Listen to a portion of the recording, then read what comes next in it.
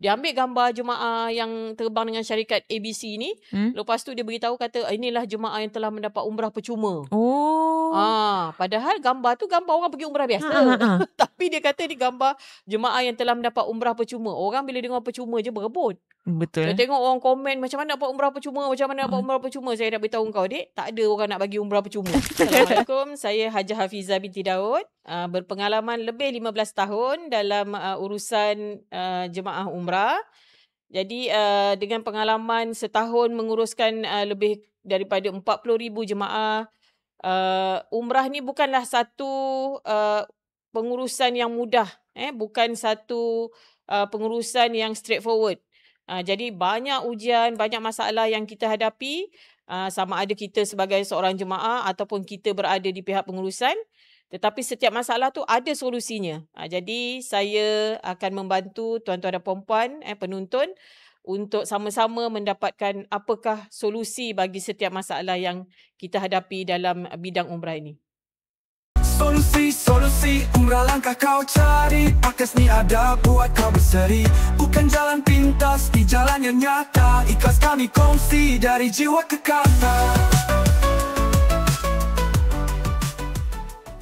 Okey, Assalamualaikum. Kembali kita di podcast Solusi Umrah Season 2.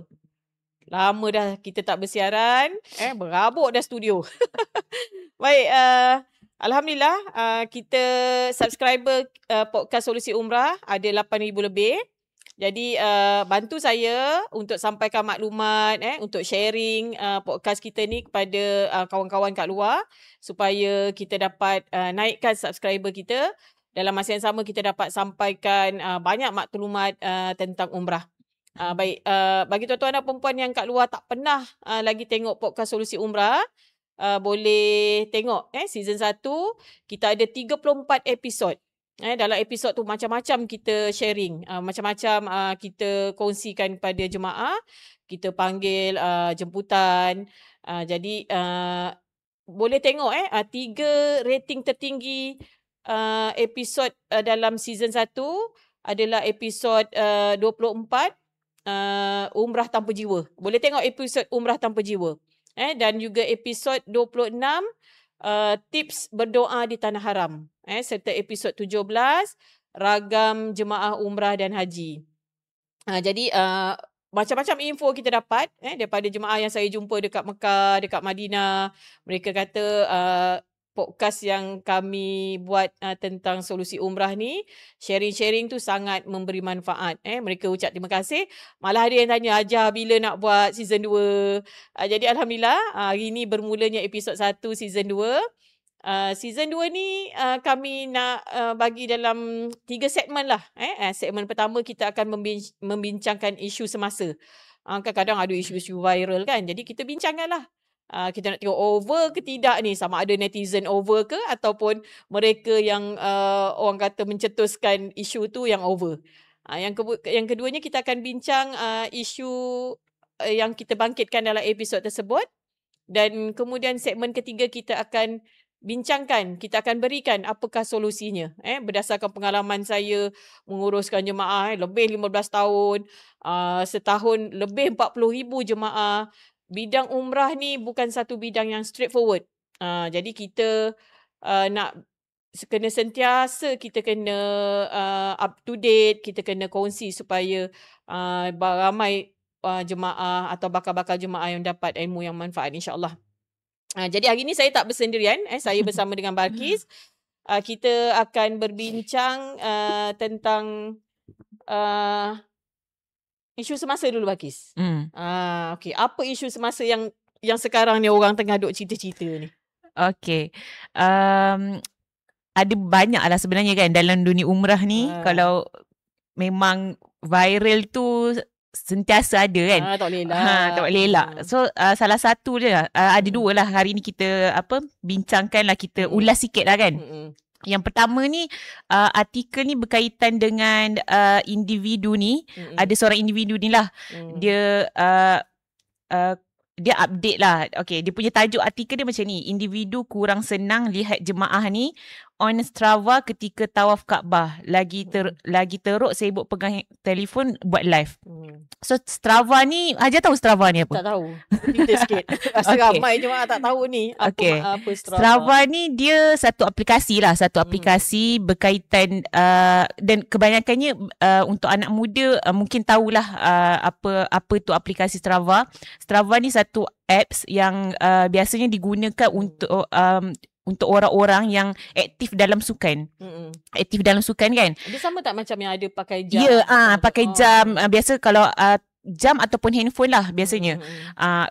Kenapa orang-orang yang aktif dalam sukan ni selalu pakai apps ni kan? Dia nak tahu dari segi mungkin kalau dia berlari, dia jogging, dia nak tahu distance ataupun dia punya kekuatan momentum dia, jantung dia kan. Jadi kalau dalam isu ni saya rasa dalam isu ni dia buat tu, dia onkan Strava ni sebelum dia mulakan umrah, lepas tu dia buat umrah, dia tawaf, dia sa'i apa semua, akhir tu dia result dia punya result distance dia tu dia update dekat media sosial, dan itu yang macam menimbulkan kurang senang lah dari segi netizen. Saya rasa kalau pendapat saya lah, dia tak ada isu pun sebenarnya, sebab bagi saya umrah ni kan dia ibadah fizikal, pergerakan, dan mungkin niat orang yang update ni kan dia mungkin dia nak tahu berapa jarak dia, ataupun dia mungkin mungkin silap dia dekat situ, dia update dekat media sosial lah. Sebab mungkin ada orang petikai kan, ini kan ibadah umrah kan, kenapa nak macam ni macam tu kan. Jadi apa pendapat Haja? Sebab bagi saya benda umrah ni sendiri adalah ibadah yang melibatkan fizikal dan pergerakan. Macam tu. Saya setuju sangat tu. Ibadah umrah tu ibadah pergerakan fizikal. Dia ada update tak berapa jarak dan berapa minit dia? Dia update tawaf sajalah. Kalau tawaf saja dia 1.15 kilometer. Mengambil masa berapa minit tu? 38 minit 47 second. Okey. Baik. Ini pendapat saya lah. Okey. Kalau mungkin saya orang yang bernombor. Okay. Bila saya tengok saja posting tu, saya suka sebenarnya. Saya suka sebab apa? Saya pun tak pernah ukur. Sebab jemaah selalu tanya saya kan, Haja berapa jauh kita tawaf? Saya kata susah saya nak ni sebab satu saya tak pernah ukur. Yang keduanya dia bergantung pada kedudukan kita sendiri. Dekat Kaabah dia akan jadi lebih dekat. Kalau kita jauh sikit daripada Kaabah, jaraknya akan menjadi lebih jauh. Jadi bila ada posting yang macam ni, first kalau saya tengok posting tu, saya akan tengok ada ukuran macam ni, bagus juga ni, 1.15 kilometer 38 minit. Lebih kurang 40 minit. 40 minit lah. Jadi kat situ saya sebenarnya dapat ilmu kat situ. Saya dapat ilmu, dan ilmu tu mungkin saya akan pakaikan pada kalau saya berkongsi dengan jemaah. Mungkin dalam kursus saya, sebab kita akan cakap, selalu saya cakap tawaf tu ambil masa setengah jam kalau orang tak ramai. Kalau orang ramai dia boleh jadi 45 minit, 1 jam. Tapi saya tak pernah ukur jarak. Jadi pertama kali saya kalau tengok posting tu, saya berterima kasih lah pada orang yang posting tu. Tapi kalau benda tu jadi viral, orang kata nak ibadah ke nak bersukan kan.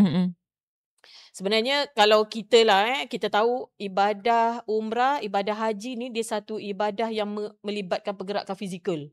Memang kita akan banyak berjalan, kita mungkin ada tempat yang kita mungkin kena berlari-lari kan. Jadi benda tu tak salah pada saya, dia nak berkongsi benda tu. Dan kita faham, kalau Balkis katalah dia on Strava tadi tu kan, benda tu setahu saya kalau macam jam, kawan-kawan saya pakai jam smartwatch tu kan, dia on, lepas tu nanti dia dah habis ibadah tu, nanti dia tengok. Dia bukanlah sentiasa tengok kan. Tak. Jadi kita tak adalah kata kau nak ibadah ke kau nak bersukan. Sebab kalau nak bersukan tu kau kejap tengok, kejap tengok kan, kejap buat aksi lain. Yang itu tak patut lah. Tapi kalau on, habis saja ibadah, dia pun boleh tengok. Kalau kawan-kawan saya cakap, Haja hari ni dah 20,000 step saya ni. Jadi saya pun, wah dahsyat benda boleh ukur kan. Jadi pada saya kalau benda tu untuk merekod, mungkin orang ni orang sukan lah saya rasa kan. Dia dah biasa rekod jarak ni, berapa minit dia jalan. Tapi kalau tengah tawaf, walaupun jaraknya mungkin 1 kilometer, masanya panjang lah sebab jalannya sikit-sikit kan. Jadi kalau saya nak kata dia over macam nak bersukan ke, pada saya pendapat peribadi tak lah. Cuma mungkin niat dia tu kita tak tahu apa. Niat orang kita tak payah petikai lah. Kita tak boleh baca niat orang. Kan kita kena sentiasa berbaik sangka kan. Jadi kita pun tak payahlah tambah dosa. Jadi pada saya mungkin dekat situ dekat situ silap dia update tu kot kan. Macam tu ke? Bagus juga niat dia tu, kita tak tahu apa. Tapi bila dia update tu, tak semua orang rasa, kalau macam saya punya first impression, baguslah orang ni ada record jarak, ada record masa. Bagi saya macam benda tu tak ada isu pun sebenarnya. Isu bagi saya. Tapi kita tak boleh nak cakap lah, sebab ada orang dia pandang benda tu, dia pandang sesuatu yang berbeza kan. Cuma pada saya cuba kita pandang positif dulu. Pandang positif dulu, berbaik sangka. Jadi kita tengok dulu apa daripada dia punya perkongsian tu, apa yang kita boleh dapat. Apa manfaat yang kita boleh dapat kan. Bila kita dah dapat manfaat tu, saya rasa kita tak nampak pun kesilapan apa. Niat orang kita tak tahu. Betul. Cuma saya tak bersetujulah kalau orang onkan handphone ketika beribadah, buat live sambil tengah tawaf kan. Tapi memang kalau Balkis tengok kan, orang tengah tawaf, orang tengah sa'i, orang akan on handphone. Betul. Kalau kita fikir jahat, kita akan kata apalah, tengah ibadah pun sibuk nak buat live apa semua lah. Kan. Tapi saya selalu berbaik sangka juga. Sebab saya rasa takut juga nak buruk sangka. Nak cari orang tu nak minta maaf susah. Jadi saya berbaik sangka lah. Saya cakap mungkin dia ni sedang record selepas dia beribadah. Maknanya tawaf dia dah siap. Dia tengah record. Sebab saya sendiri pernah buat. Saya pernah buat. Saya record di luar daripada saya niat lah, luar daripada niat tu. Saya bukan niat umrah, saya bukan niat tawaf kan. Jadi saya record tu sebab saya memberi ilmu kepada orang. Saya buat kursus. Jadi saya kena tunjuk video-video macam mana nak tawaf. Jadi saya berbaik sangka jugalah. Kadang-kadang mungkin orang ni pun macam aku. Dia record di luar daripada waktu ibadah. Sebab kita ni terlalu cepat sangat nak judge orang. Cuba kita selepas ni, kita tengok sesuatu tu, kita tengok sudut yang positif dulu. Sebenarnya apa benda yang bagusnya daripada posting ni? Daripada kita komen dulu baru fikir. Kan? Betul. Jadi pada saya dalam hal ni, apa yang jemaah yang post tu tak adalah over. Dia okey je pada saya. Netizen ni yang over ni, yang komen-komen ni kan. Mungkin ada apa lagi ke isu? Betul lah. Kalau saya nilah sikit kan, saya setuju juga. Sebab bagi saya, kalau contohlah macam bergambar depan Kaabah kan, kita itu lagilah isu. Memang sentiasalah orang macam petikaikan kenapa bergambar apa semua. Tapi bagi saya, tu saya cakap mungkin satu, betul saya setuju juga dengan Hajar kan, yang mungkin dia bukan dalam niat tawaf apa, bukan niat umrah. Jadi mungkin itu juga kali pertama dia datang situ kan. Itu kenangan bagi dia nak bergambar apa semua. Dan mungkin dia datang tu pun dia pun tak tahu dia akan datang lagi bila apa semua kan. Kenangan, simpanan peribadi. Cuma benda tu mungkin jadi isu bila kita buat posting dalam media sosial. Tapi saya pun macam tu lah, niat orang kita tak tahu. Betul. Sebab melalui posting-posting tu, ramai je yang kawan-kawan macam saya dapat feedback lah, kata sebab kerap tengok kita posting di media sosial ni, orang lebih tertarik nak pergi umrah. Benda tu sebenarnya macam kita sebenarnya satu dakwah juga kadang-kadang. Kita niat kita jangan cerita sebab niat orang kita tak tahu. Tapi bila posting-posting tu orang tengok, seronoknya pergi umrah, pergi haji, satu hari nanti aku nak pergi ni. Jadi orang lebih tertarik sebab benda tu kerap keluar. Saya pernah dulu ada satu kawan, isteri dia datang ucapkan terima kasih pada kita sebab suami dia terbuka hati. Lebih 10 tahun isteri ni memujuk suami nak pergi umrah. Tapi suami tak terbuka hati. Suami kata tak apa, I bagi you duit, you boleh pergi umrah. Dia kata tapi I tak nak pergi. Bila dia datang ucap terima kasih tu, kita macam pelik juga. Kenapa? Rupanya sebab kita selalu bercerita tentang umrah. Jadi bila dia kata dia bekerja dulu, suaminya kata dia tak pernah dengar orang cerita pasal umrah.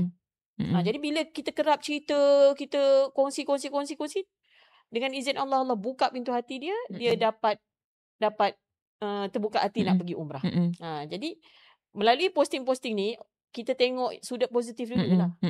Jadi kita jangan nilai yang tak baik dulu. Ada lagi isu-isu semasa yang mungkin kita boleh ada. Isu yang kedua lah kan, yang viral, memang ini yang paling latest lah. Yang kedua ni, artikel ni Kaabah, tajuk dia lah, Kaabah tempat merendahkan diri bukan menunjuk. Dan isu ni isu gender reveal tu, Haja. So macam okay, ada satu pasangan ni, isteri dia selebriti lah, dikenali lah oleh orang, dan suaminya adalah pembimbing umrah satu syarikat ni. Cuma saya tak tahulah berapa lama dia dah menjadi pembimbing, bertugas sebagai pembimbing. Cuma isu dia buat gender reveal ni dekat kawasan Mataf lah, di depan Kaabah. So macam, kalau macam tu, apa pendapat Haja? Sebaik dah tua Kalau tak kita muda-muda pun kita mungkin kita ikut trend kan. Masya Allah. Okay, saya rasa budaya gender reveal ni bukan budaya kita kan. Tapi kalau kita tengok dekat media sosial ni, ramai orang yang dah buat, terutama kalau kita tengok selebriti lah, minta maaf kita cakap.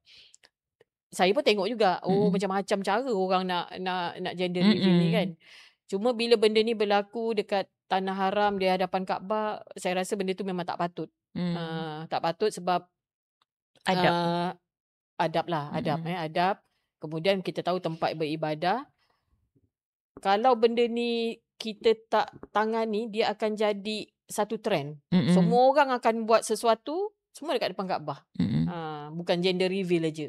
Dan yang paling kita sebab macam saya sendiri, saya pun pembimbing umrah kan. Jadi suami tadi pun pembimbing umrah. Jadi kena hati-hatilah. Bila kita membawa jemaah sebagai pembimbing ni, satu, jemaah kita ni background tak ustaz pun orang akan panggil kita ustaz.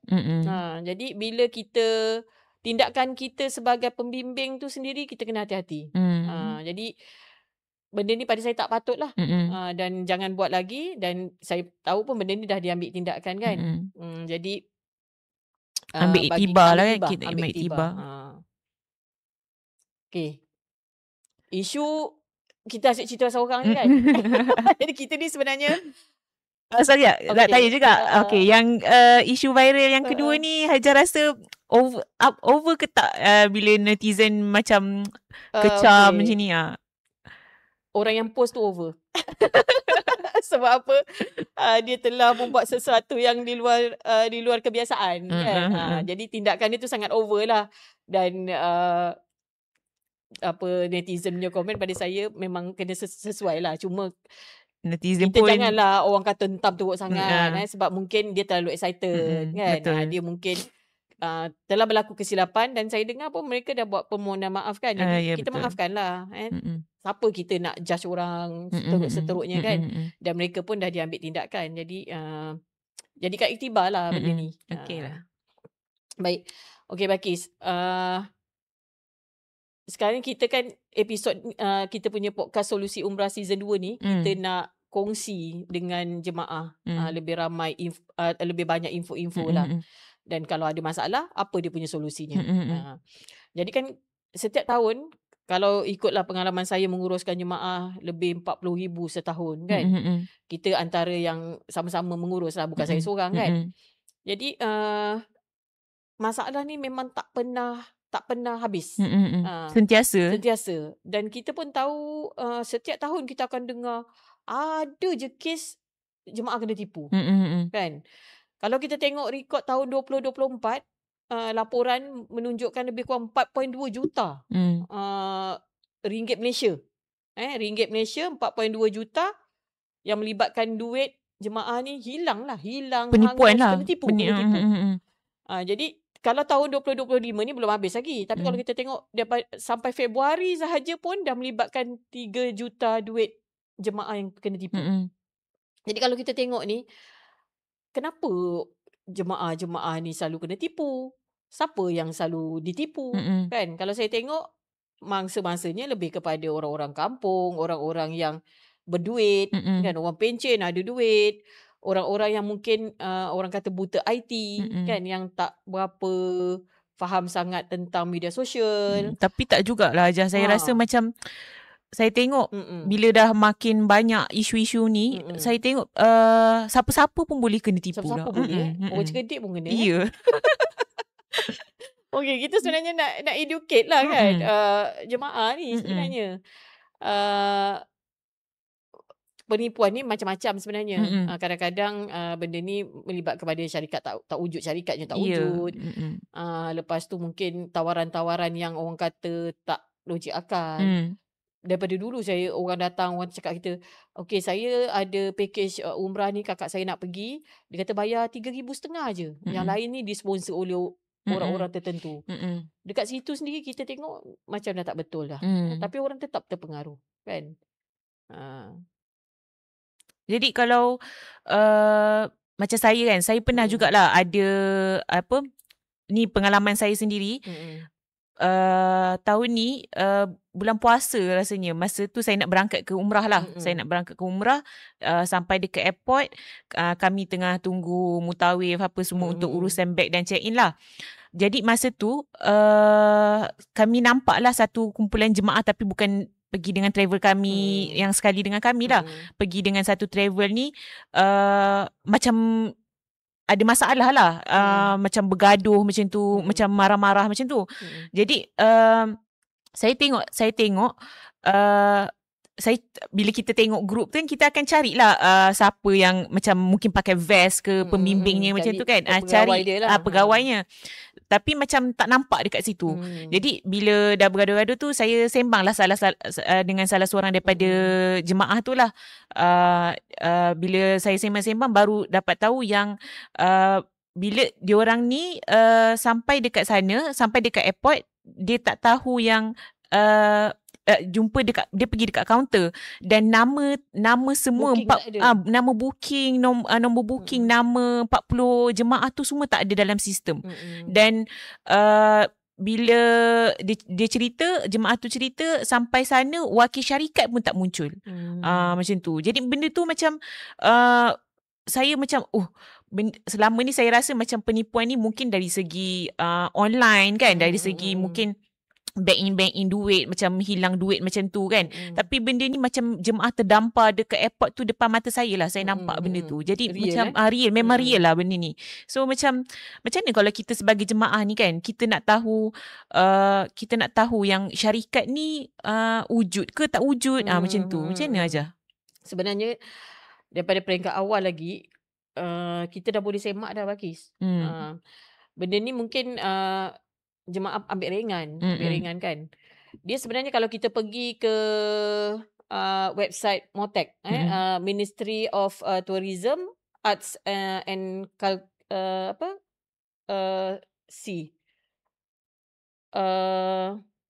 Culture. Culture. Jadi kita pergi dekat website dia ataupun Kementerian Pelancongan Seni dan Budaya.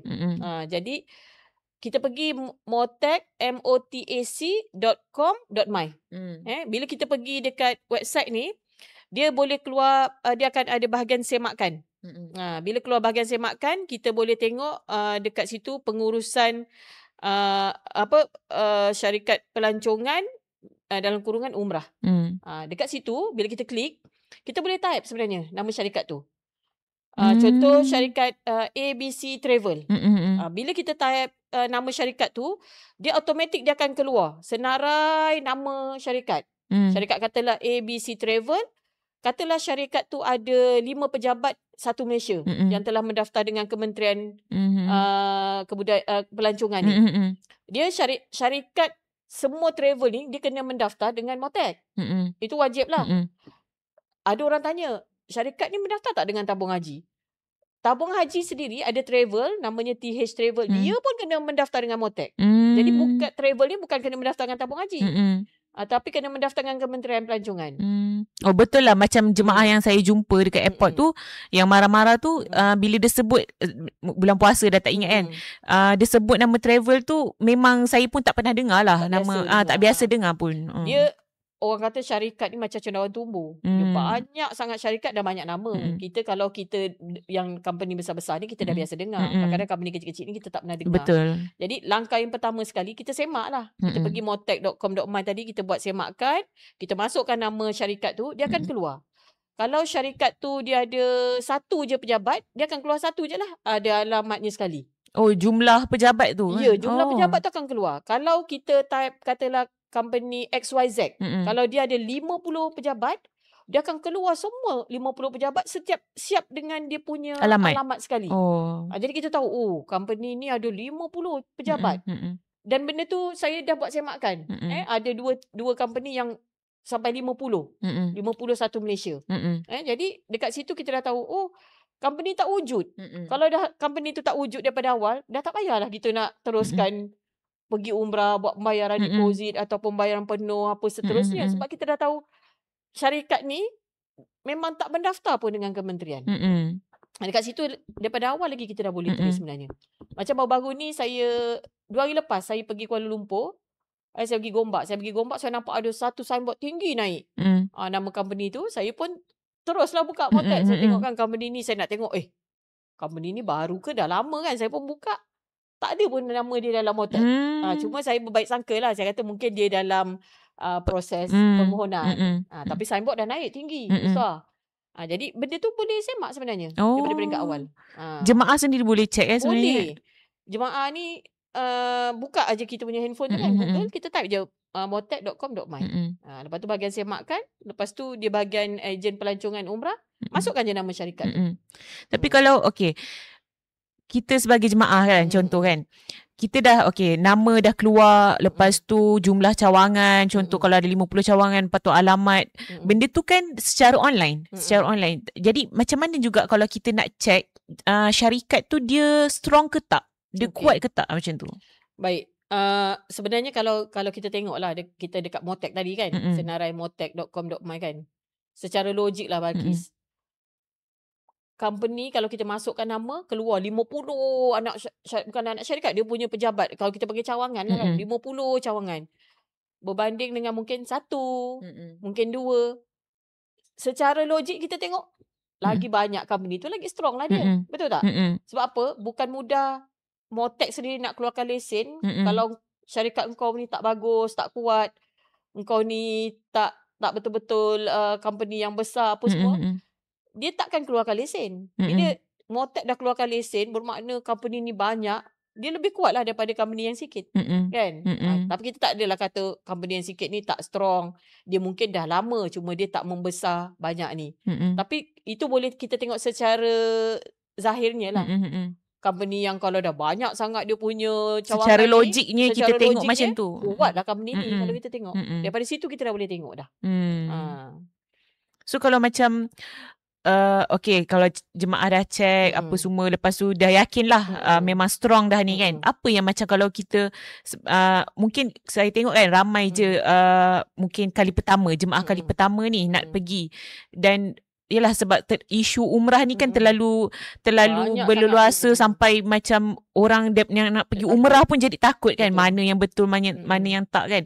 Jadi apa step yang pertama dia jemaah nak dia dah tengok dekat motek apa semua dah valid lah, dia dah strong, dia dah yakin. Tapi apa step yang seterusnya? Okey, baik. Selain daripada kita tengok nama dekat senarai motek tadi tu kan, kita boleh tengok website. Website, sebab satu syarikat yang kuat yang ini biasa dia ada website. Kita tengok, kita buka, katalah syarikat ABC Travel, kita buka, ada website tu. Kita boleh tengok lah background syarikat tu, mesti ada tulis kat situ. Company ni dah ditubuhkan bila, ada berapa banyak pejabat, cawangan. Lepas tu kita boleh tengok, adakah dia website ni bersawang tak bersawang. Kan? Itu yang last penting. update Tengok ke last update bila kan. Tengok dah 25 tahun yang lalu. Dah tak payahlah kan. Kalau kita tengok, baru update, bulan lepas baru update. Kita tengok galeri dia banyak yang dia aktiviti-aktiviti dia, gambar-gambar, video yang terbaru.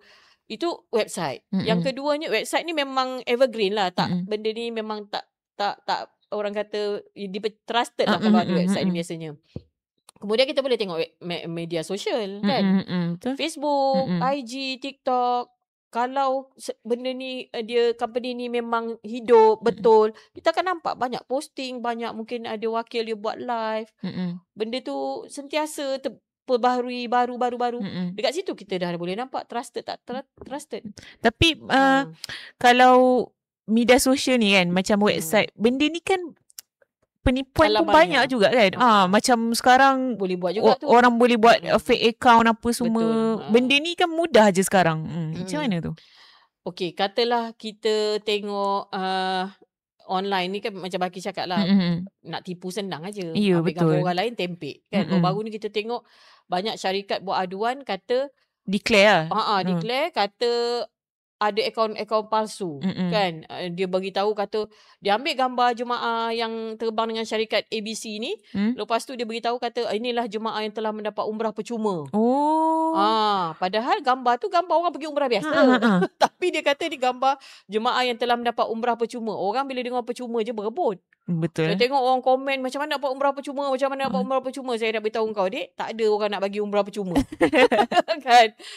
Kalau ada pun benda tu kes terpencil. Ini dia tunjuk 20 jemaah mendapat umrah percuma kan. Jadi orang berebut-rebut, saya tengok orang masuk kat situ. Lepas tu dia kata masuk ke Telegram. Masuk isi borang. Kita bimbang maklumat peribadi kita ni terbocor kepada pihak yang tak bertanggungjawab. Jadi kena hati-hati ni. Dekat situ pun boleh scam lah. Yang keduanya, kita boleh je datang dekat pejabat.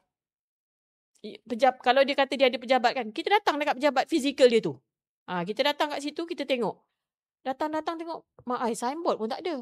Macam mana ni signboard pun tak ada? Jadi kalau dah signboard tak ada, meragukan juga. Betul. Meragukan juga bila dah signboard keadaan tak ada. office pun ya juga kan. Office. Kita tengok suram je lampu. Tengok staff pun seorang ni nak cerita pasal umrah pun macam tak reti. Nak cerita pasal umrah pun macam tak reti kan. Kau jual umrah ke jual apa kan. Jadi keadaan fizikal pejabat tu, kalau kita duduk, orang keluar masuk, orang bercerita pasal umrah, mungkin ada flyers, mungkin ada banting, mungkin ada signboard yang proper, office yang kita nampak. Tak adalah potensi kalau dia tiba-tiba nak tutup pejabat ni, ambil masa ni kan. Berbanding dengan mungkin satu meja, satu kursi, kejap lagi meja kursi dah tak ada, pejabat tutup. Jadi kalau kita tengok dekat situ, meyakinkan, insya-Allah. Maksudnya bolehlah kita jemaah memang kena datang pejabat. Bila pejabat tu memang betul-betul trusted. Dia yelah risiko dia nak menipu tu kan. Ada kurang sikit lah. Walaupun benda tu ada berlaku. Tapi ada juga yang orang tak pergi pejabat, dia berurusan dengan wakil. Ya, betul. Wakil ni kena hati-hati juga. Kita ada hak. Kita ada hak untuk kita minta mungkin surat pelantikan sebagai wakil. Sebab syarikat kadang-kadang bila dia lantik kita sebagai wakil, dia ada keluarkan surat kan. Kita boleh juga call pejabat, betul tak? Wujud tak wakil nama ni? Dia claim sebagai wakil kan. Jadi kat situ pun kita dah boleh orang kata kenal pasti. Dia ni tipu ke tak tipu kan. Tapi kalau dah orang kampung kita kenal Haji A. Haji A ni kejap-kejap bagaimana? Bawa orang pergi umrah. Ni kawan kita pergi umrah dengan Haji A, dah balik. Dah itu memang trusted lah. Dekat media sosial dia pun dia selalu update pasal umrah macam tu. Kita boleh tengok media sosial, katalah Encik A ni tadi, kita buka dia punya Facebook, kita tengok tak ada pun dia cerita pasal umrah. Yang dia cerita jual kereta kan. Dia tengok pergi mancing, pergi ni, pergi tu. Tak ada satu pun umrah. Tiba-tiba dia datang kat kita, dia kata jual package umrah. Kat situ pun kita boleh kenal pasti juga. Kita pun jadi ragu-ragu je kan. Dia ragu-ragu. Jadi kalau okey lah, bila dah nampak pejabat pun orang keluar masuk apa semua kan. Jadi apa ni nak pergi umrah ni, jemaah nak pergi umrah ni. Apa yang step seterusnya? Dia maknanya dia okey, dia nak daftar, dia memang okey lah, yakin nak daftar, dah ada duit, dah cukup duit kan. Okey, apa yang dia perlu buat sebenarnya? Okey, baik. Biasanya kalau orang-orang tua ni dia cakap, berapa dek cengkeram nak bayar? Cengkeram ni deposit ataupun wang pendahuluan lah yang kita nak bayar sebagai tanda setuju lah kita nak beli ke ataupun kita nak dapatkan servis syarikat tu kan. Yang tentang package ni nanti kita bincang episod lain tau. Okay. Macam mana jemaah nak pilih package apa sesuai. Tapi bila dah katalah dah pilih, package tu dah sesuai. Tengok syarikat tu dah okey. Ada senarai dalam Motek, ada pejabat fizikal yang ni, ada wakilnya yang memang trusted apa semua. Jemaah nak buat pembayaran kan. Dia selagi kita tak buat pembayaran, tak melibatkan duit, kita tak bimbang. Setakat kena tipu cakap-cakap je tak kisah. Tetapi bila dah keluar duit, jemaah dah berdebau dah kan. Orang Melaka kata berdebau kan. Berdebau dah kan. Dia dah fikir macam-macam lah kan. Macam-macam. Walaupun deposit tu mungkin serendah RM300, tapi 300 tu duit. Betul. Kan? Jadi nak bayar deposit, pastikan kita bayar dengan akaun syarikat. Jangan bayar pada akaun individu. Sebab apa? Kalau pada akaun syarikat, apa-apa berlaku kan, kita buat laporan ke apa ke, syarikat ni kita boleh cari. Kalau individu ni kadang-kadang dia lari kan. Jadi kita dah tak tahu. Sebab saya pernah tengok ada satu kes, dia kata dia dah bayar pada Encik A. Encik A kata, saya dah bayar pada company B, kata dia kan. Encik, dia ada resit dia tunjuk dia bayar pada A. Tapi encik ni kepada company tu tak ada bukti. Dia nak minta orang ni kata tak ada duit. Nak bayar macam mana? Jadi benda tu kalau dapat kita pastikan akaun tu adalah akaun syarikat. Okay. Bila kita dah buat pembayaran, jangan bagi cash lah. Kalau boleh pada saya jangan bagi cash. Sebab bila bagi cash ni, kena pastikan ada resit lah, yang resit terima betul-betul. Lepas tu kita kena simpan tu bukti-bukti kita dah buat pembayaran. Kita dah pastikan dapat invoice. Bila mendaftar kita dah kena dapat invoice. Kita buatlah anak ke cucu ke tolong mak ni. Betul-betul. Buatkan satu file untuk mak pergi umrah. Kat situ ada invoice dia.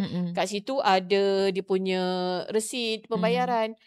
Sebab ada jemaah yang bila datang kan, dia kata mak saya ni dah buat pembayaran 1,000.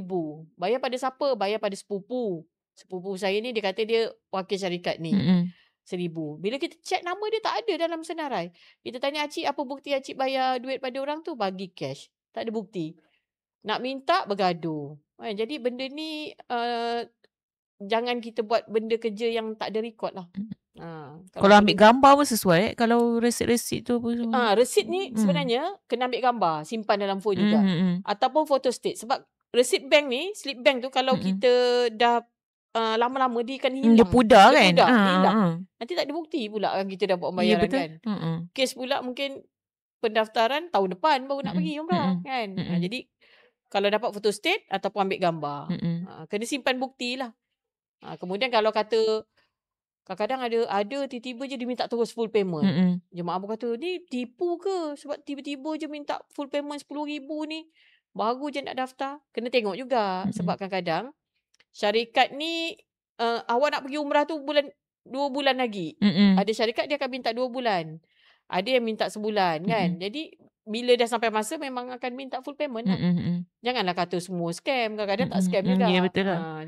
Package yang kita pilih itulah kan. Kalau dah betul-betul. Masa dia tu macam tu. Okay, macam tadi kan Aja cakap akaun syarikat. Kita bank in tu kena akaun syarikat. Kan tak boleh akaun individu lah. Maknanya itu memang banyak penipuan berlaku bila kita bank in pada akaun individu. Akaun individu ni mungkin saya rasa kalau dari segi mungkin dari wakil kan, macam wakil-wakil macam tu kan. Jadi tapi benda ni dalam bidang ni benda ni still ada yang still pakai akaun individu juga kan. Macam kenapa rasanya macam ada mungkin setengah wakil yang mungkin dia tetap nak jemaah dia daftar bayar dengan dia. Kenapa tu? Saya sebenarnya pernah tanyalah sebab kita beritahu kan dengan wakil-wakil jangan ambil cash daripada jemaah untuk elakkan mungkin duit tu hilang. Mungkin bukan dia ambil tapi duit tu terhilang kan. Saya pernah tanyalah, saya pernah beritahu. Tapi ada juga wakil yang beritahu kata saya masih lagi ambil cash dengan jemaah saya. Saya kata kenapa nak ambil cash? Saya kata terus je lah masuk akaun syarikat. Sebab dia kata jemaah ni dia yang kenal jemaah dia. Kan jemaah ni orang tua kan. Kadang-kadang dia kata satu dia tak reti nak pergi bank. Yang keduanya tak reti nak transfer. Mungkin duduk jauh daripada bandar nak buat ni apa semua. Jadi dia terpaksa dia bantulah. Tapi selagi tak ada penipuan tu okey.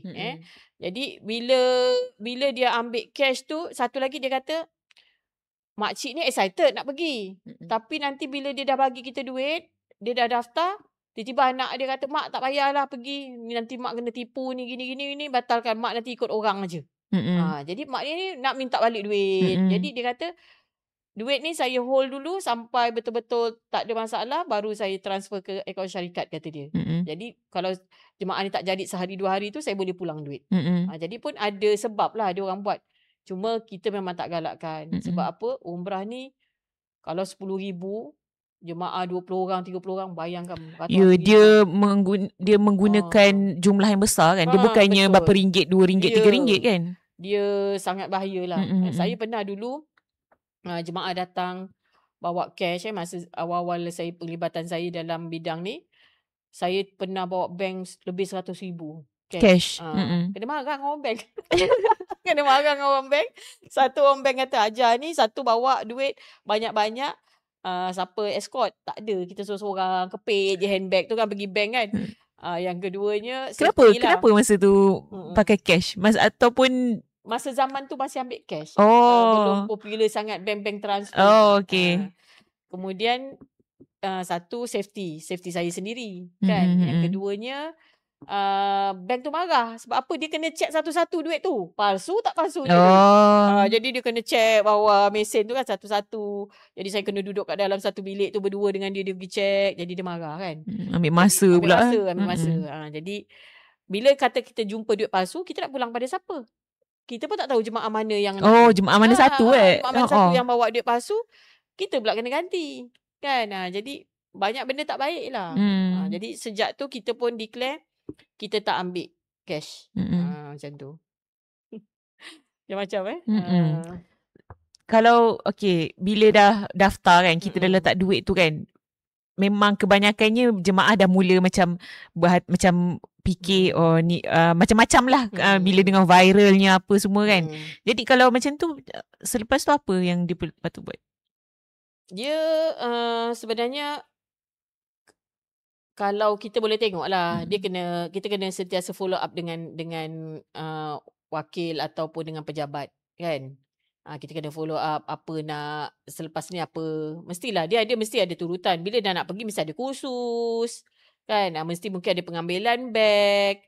Jadi benda-benda macam ni kita kalau ada follow up ni, kita tahu next step kita tahulah benda ni masih berlaku, masih lagi okey. Masih berjalan, masih di bawah track yang betul lah. Betul. Tak adalah tiba-tiba senyap je dah dapat duit senyap je kan. Itu memang bimbang lah kan. Tapi orang cakap juga ini ada orang dia kena scam, dia tak terbang terus. Kan ada orang kata tiba sana nanti kau kena scam. Itu pun menjadi isu yang lain jugalah. Tapi untuk peringkat awal dekat sini, tadi kita dah terangkan, awal-awal sekali kita dah boleh tahu dah engkau ni kena scam tak kena scam dengan semakkan nama syarikat di Motek tu kan. Motek tadi tu.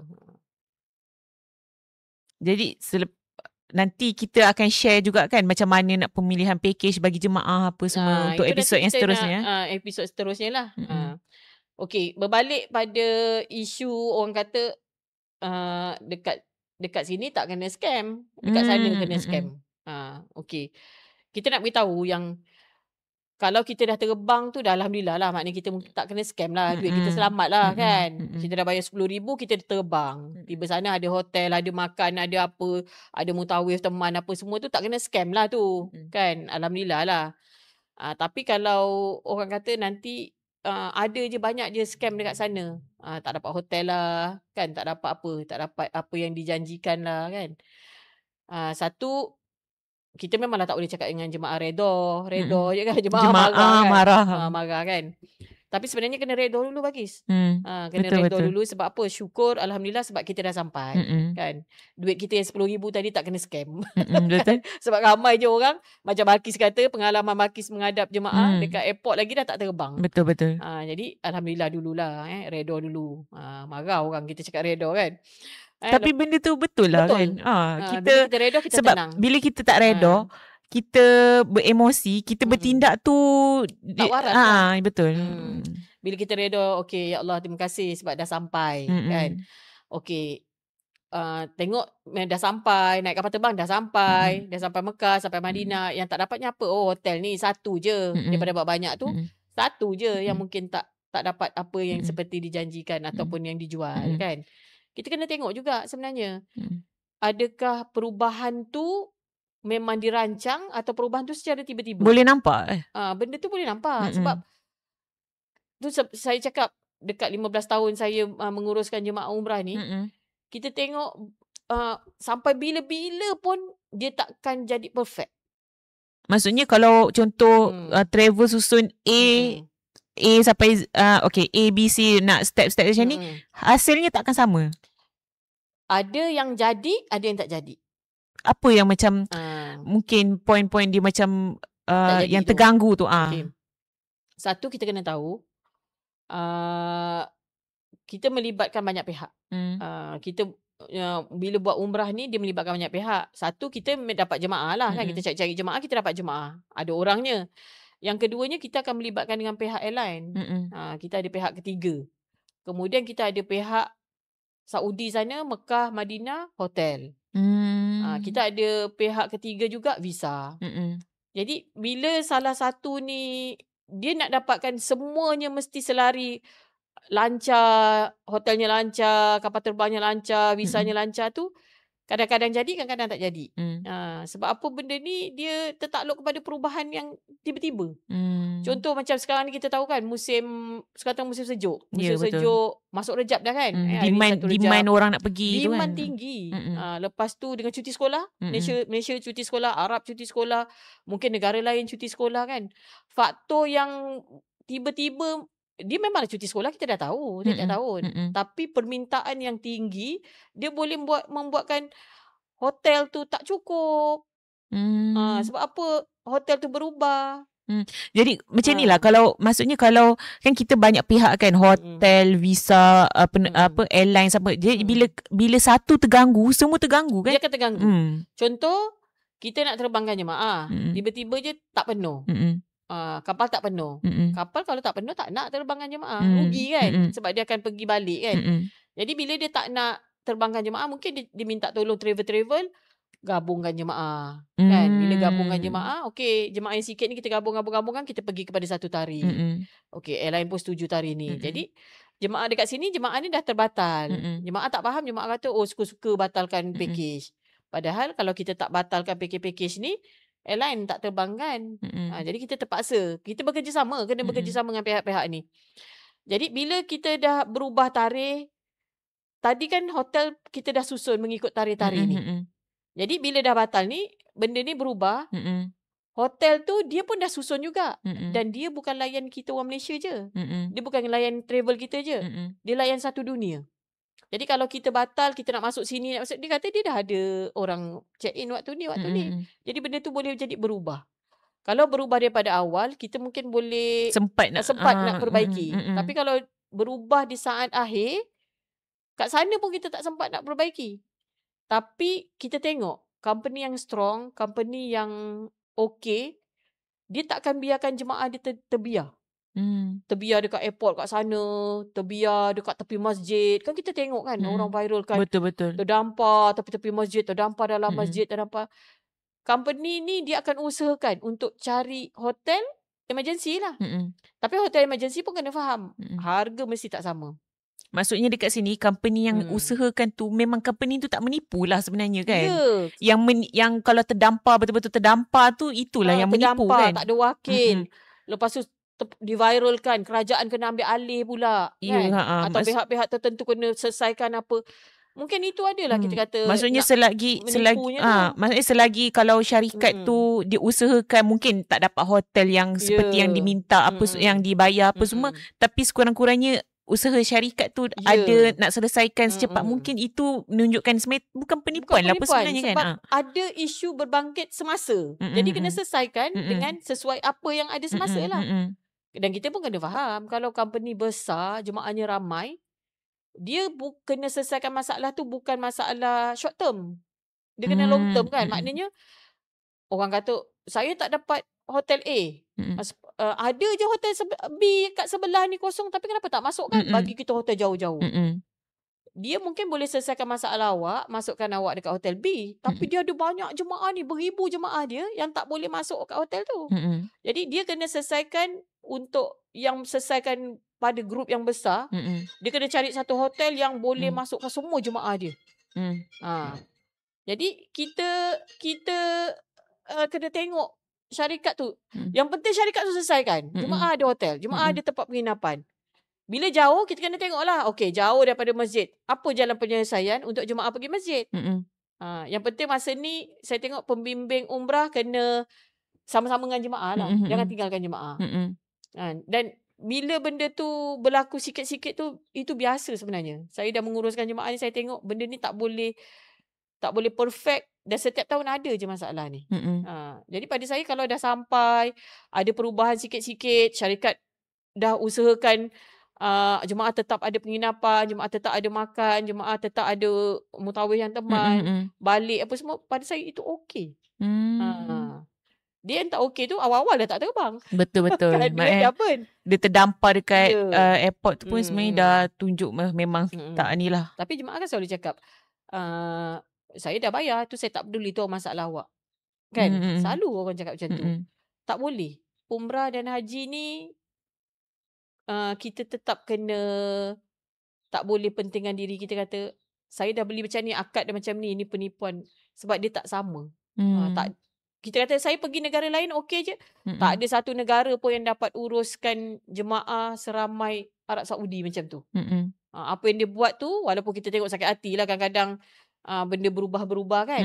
Peraturan berubah, kejap macam ni, kejap macam ni. Tapi saya percaya apa yang dia buat tu semua yang terbaik untuk negara dia, untuk negara lain dan untuk jemaah. Maksudnya, yelah, kita dekat sini pun sebenarnya nampak lah sebenarnya umrah ni memang isu yang macam tiba-tiba tu boleh terjadi. Banyak sebenarnya kan. Dia macam kita tengok dulu satu masa kan, ada isu hotel yang sangat besar kan.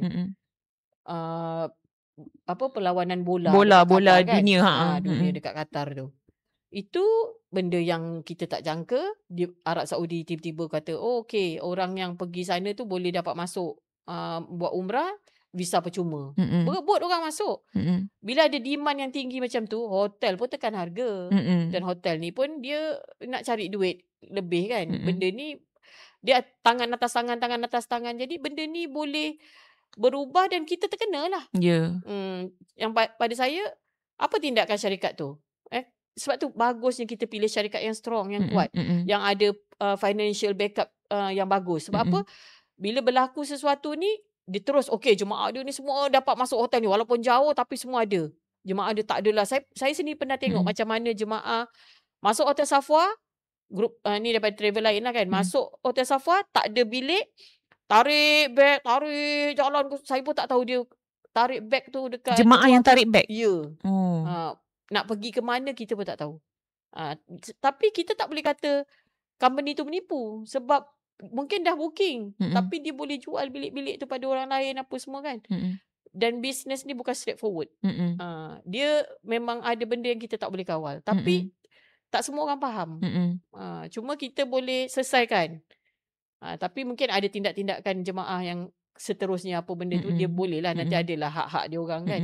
Cuma kita nak beritahu, tak semua pun yang kita viralkan kata kena scam, syarikat tipu, itu adalah penipuan. Kadang-kadang tak juga. Maksudnya jemaah, sebab tu pentingnya jemaah kena tahu kan kenapa benda ni berlaku. Dan dalam podcast ni kita memang akan ceritakan ada masalah, apa penyelesaiannya. Macam tadi kita kata kan, kalau jemaah ni tiba sana, tiba-tiba hotel dia jauh.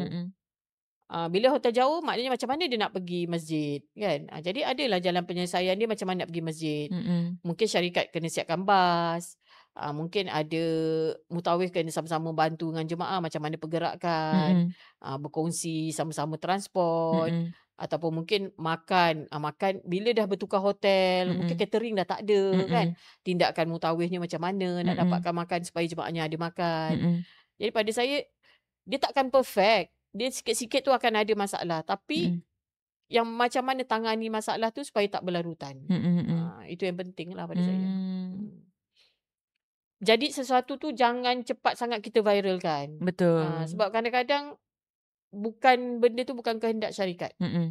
Tapi kita pun sebagai jemaah kita ada hak. Kan kita rasa macam aku ni bawa orang tua kan. Jadi tapi benda tu kena tengoklah. Pada saya isu semasa, perubahan semasa, demand yang tinggi tiba-tiba ataupun permintaan daripada pihak-pihak tertentu, dia kena utamakan pihak sana juga. Kalau betul. tiba-tiba mungkin raja dia nak bawa orang-orang besar masuk ke, dia mesti utamakan orang, rakyat dia juga. Jadi benda tu tak mudah lah saya tengok. Dan jangan kita bandingkan syarikat kecil dengan syarikat besar. Syarikat kecil mungkin jemaahnya 40 orang je. Sebulan tu mungkin 40 je satu bas kan. Dia tu okey je, saya booking dapat, apa semua dapat, alhamdulillah. Tapi nanti kalau kau besar, kau pun mungkin akan terlibat dengan benda yang sama. Selagi kita buat umrah, selagi kita buat haji, dia akan ada je yang tak sempurnanya tu. Dan kena ingat, ibadah umrah ni kalau kita buat betul-betul, balasannya syurga. Jadi kat sinilah ujian-ujiannya kepada semua pihak, bukan pada jemaah je. Betul. Kepada yang menguruskan, kepada syarikat, kepada pihak yang sana kan. Jadi apa-apa pun kita berbaik sangka lah. Macam kes-kes viral tu lah, baik sangka dulu. Ya, betul. Lepas tu ada masalah, kita selesaikan. Kita pun tak tahu macam yang viral kan. Kita tak tahu kenapa orang tu buat macam tu kan. Betul. Jangan buruk sangka dululah. Mesti ada sebab. Kita tak boleh nak terus hukum orang kata. Kan? Macam tu lah. Baik. Kepada mereka yang kalau kata jemaah tadilah yang kena tipu tadi tu kan. Yang tak terbang, tak apa tu kan. Sebenarnya kena ambil, sebab tu kita kata kena simpan rekod bukti-bukti pembayaran. Sebab apa tindakan kita sebagai jemaah, apa hak kita kan. Kena buat laporan polis lah. Dah kena tipu duit, kenalah buat laporan polis. Kemudian mungkin boleh buat aduan kepada Kementerian Perdagangan Dalam Negeri, KPDN. Kemudian mungkin boleh buat juga tuntutan tribunal, Tribunal Tuntutan Pengguna Malaysia, TTPM. Sebab kita sebagai jemaah atau mangsa, kita ada hak. Jadi kalau kita betul ada penipuan, tak terbang, duit kita burn apa semua. Sebab tu kan? kena ada bukti-bukti tu. Ada bukti-bukti.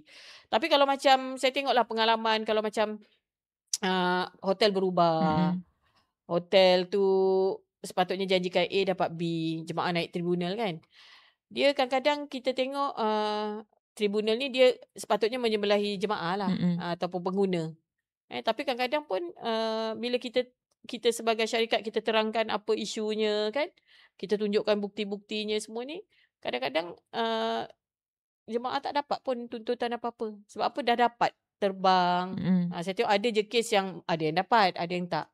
Jadi bukan mudah lah kita nak naik tribunal ni Balkis. Sebab bila kita naik tribunal ni pun kita kena ada orang kata kertas kerja je juga. Kena ada bukti-bukti lah yang apa yang dah berlaku ni semua kan. Jemaah biasanya lebih kepada emosi. Bila dia pergi kan, pergi kepada tribunal ni dia lebih kepada emosi. Kenapa awak tuntut ni sebanyak 20,000? Sebab syarikat ni tak ada datang, wakil tak datang pun minta maaf. Alamak, itu lebih kepada emosi. Kalau awak tuntut 20,000, apa yang pecahan yang awak tuntut tu? Saya tengok kebanyakan jemaah ni kesilapan yang dia buat, tak prepare kot dia tak tahu. Dia tak tahu apa nak buat. Lepas tu bila dia pergi, dia mungkin tak dapat hotel 2 hari 3 hari je, tak dapat hotel A seperti dijanjikan, dapat hotel B. Tapi yang dia tuntut tu semua minta 10,000 balik duit tiket package, penerbangan. Betul. Ada tiket, ada visa, ada makan, ada hotel Mekah, ada hotel Madinah kan. Jadi dekat situ jemaah selalu gagal lah saya tengok. Tapi maksudnya ada hak lah dekat situ kan. Jemaah kalau nak tuntut kena ada kerjanya, ada paperwork, ada stepnya, ada step-stepnya. Ada benda yang dokumen-dokumen yang dia kena. Jadi barulah dia boleh fight hak dia. Tapi apa-apa pun nanti pengerusi tribunal akan nilai lah sama ada layak ke tak layak tuntutan tu. Macam tu lah. Okey lah, kita rasa macam kita dah tunjuk dengan jemaah kan, dah tunjukkan dengan jemaah Kalau berlaku awal-awal lagi syarikat dah boleh check kan, wujud tak wujud. Kita pergi motek.com.my. Betul. Lepas tu pergi pejabat. Tengok pejabat fizikal tu wujud tak wujud kan. Cantik tak cantik. Tak cantik tapi memang betul-betul aktif, okey. Kita bimbang. Pejabat yang sama mungkin dia buat bisnes lain, dalam masa sama dia pun kata dia buat bisnes umrah, dia guna macam-macam kan. Yang ketiganya boleh pergi website, media sosial, boleh tengok lah. Sekarang ni jangan berebut-rebut. Syarikat banyak, kita banyak pilihan. Kalau macam orang dulu dia tak banyak pilihan kan. Jadi sekarang ni banyak pilihan, kita boleh buat kajian. Kalau mak ayah kita yang tak pandai, anak atau cucu-cucu ni kena tolong lah. Jadi mudah-mudahan episod kita kali ni boleh nampakkan jemaah jalannya. Dari segi penipuan, dari segi mungkin yang kali pertama nak daftar, nak elakkan penipuan daripada awal tu kan. Daripada awal kalau kita dah boleh trace ini ada unsur-unsur penipuan, dah dapat selamat duit kita kan. Kemudian kita sekarang senang lah pada saya. Sebab apa, kita banyak benda kita boleh tengok. Banyak faktor kita boleh tengok. InsyaAllah. Mudah-mudahan nanti episod kita yang kedua kita akan ulas lebih banyak lah tajuk apa masalah, apa solusi. Apa masalah, apa solusi. Jadi hari ni kita dah tengok penipuan umrah, apa solusinya. Jemaah boleh tengok lah macam yang kita ajarkan tadi. InsyaAllah nanti kita share Semoga lagi. Semoga membantu lah apa yang kita ni kan. Untuk kalau ada tajuk ataupun perbincangan yang nak kami bincangkan, boleh komen dekat bawah lah. Nanti kita akan ulas, kita akan bawa perbincangan pada tajuk tersebut. Dan InsyaAllah dalam masa terdekat ni saya akan panggil beberapa orang doktor untuk tajuk-tajuk yang tertentu ni. Sebab banyak info, banyak permasalahan tentang kesihatan, tentang vaksin-vaksin, tentang orang perempuan ni. Mungkin orang perempuan ni sukalah kalau kita cerita bab apa pendarahan, haid, apa semua kan. Jadi nanti tajuk-tajuk akan datang kita akan bincangkan lebih insyaAllah. Terima kasih pada mereka yang menonton lah. InsyaAllah. Terima kasih Balqis. Terima kasih Aja. Solusi umrah langkah kau cari. Podcast ni ada buat kau berseri. Bukan jalan pintas, di jalan yang nyata. Ikhlas kami kongsi dari jiwa ke kata.